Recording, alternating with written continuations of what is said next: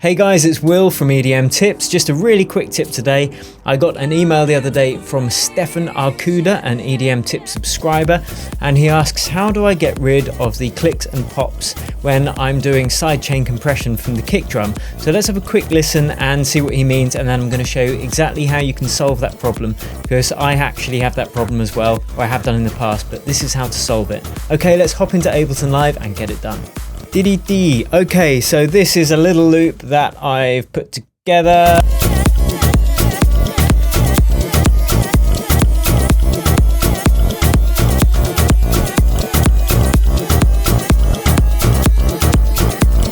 So it's pretty much going to be a banger. Anyway, the point is, or this is an example of what Stefan is referring to.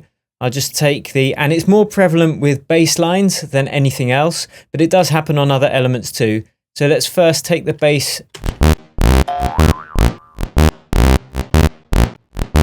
Let's take it down the cutoff. And now you can hear that clicking sound. Tick, tick, tick. And that's where the kick drum or the sidechain trigger is triggering the sidechain compression.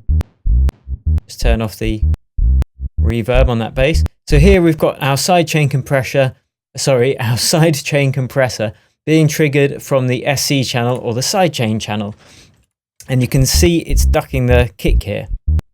You can hear there's that ticking sound. And actually this is a problem that can happen with a sidechain equivalent like a volume envelope tool like LFO tool or Nicky Romero's Kickstart. The same problem can apply. So let's have a listen with that turned on instead of the compressor.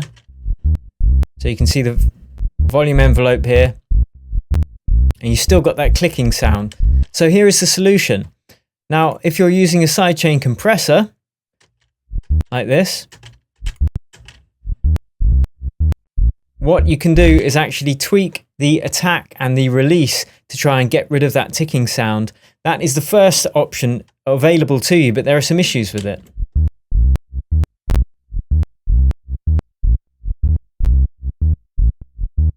So you can hear that's now reduced, but that obviously means that the bass isn't being knocked out the way of the kick straight away because our attack's a bit longer.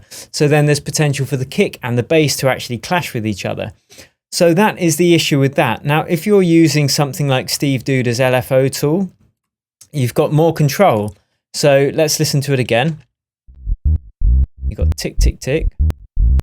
But here, because it's kind of sample accurate envelope control, you can, again, the issue is that the change of volume from maximum to basically silent is very quick. And that is what's causing this clicking sound.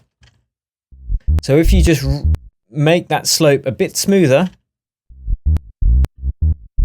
you can hear instantly that problem has been solved. And this is the same when it comes to having synth sounds as well that have got very fast attack or very fast relief, especially with sub-bass sine waves. If you just make the attack a couple of milliseconds slower or the release a couple of milliseconds longer, that you can actually get rid of that clicking sound. And this happens with chords as well, although it might not be so apparent with this example. So let's listen to it with none.